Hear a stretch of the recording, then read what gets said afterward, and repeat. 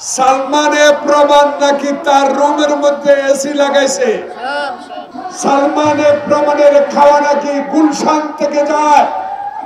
আমরা যেমন জেলে 16 বছরে 9 বছর আমি জেলে কাটিয়েছি, কোনদিন বাইরের খাওয়া খেতে পারি না। প্রিয় ভাইরা, রুহুল কবির রিজভী আহমদ মাটিতে শুয়ে থাকছিল জেলখানায়। কারাগারে যিনি এখন আছেন সালমান এফ রহমান, কারাগারে আছেন পুলিশের আইজিবি শহীদ, কারাগারে আছেন আরো কে অনেক নেতা। যে রাশেদ খান মেনন বাংলাদেশের সংবিধান, বাংলাদেশের সকল প্রতিষ্ঠান ধ্বংস করে দেওয়ার জন্য শেখ হাসিনাকে সব সময় সহযোগিতা দিয়েছেন, তারাও এখন জেলে। বাংলাদেশের রুহুল কবির রিজভী আহমদ মাটিতে শুয়ে থাকছিল জেলখানায়। আর এখন সালমানের প্রমাণ নাকি তার রুমের মধ্যে এসি লাগাইছে। সালমানের প্রমাণের খাওয়া নাকি গুলশান থেকে যায়।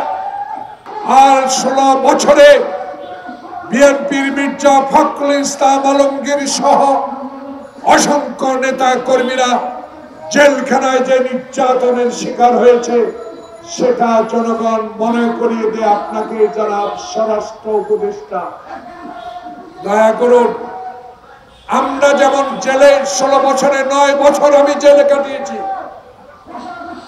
কোনদিন বাইরের খাওয়া খেতে পারি না। প্রিয় ভাইরা, All time Roma.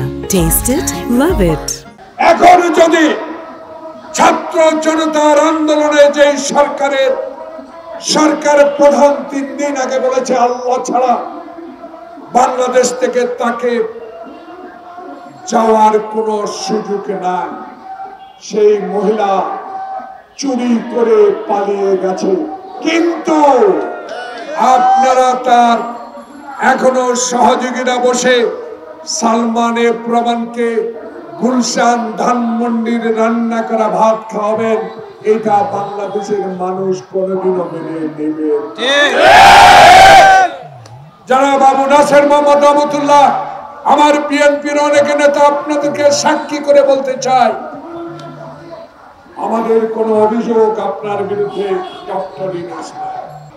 আমি গত 10 দিন এলাকায় ত্রাণ মানুষের ভাসমান মানুষের কাছে, এখানে অনেক আমার বন্ধু সাংবাদিক আমার নিজের এলাকায় সেনবাগে গিয়েছে, কত দুঃখ কষ্ট বেদনা নিয়ে দিন অতিবাহিত করছে। তবুও তারা বলা শুরু করেছে আরো কষ্ট হোক, তবুও শেখ হাসিনার হাত থেকে তো রেহাই পেয়েছে। প্রিয় ভাইরা, এই হলো জনগণের আকুতি,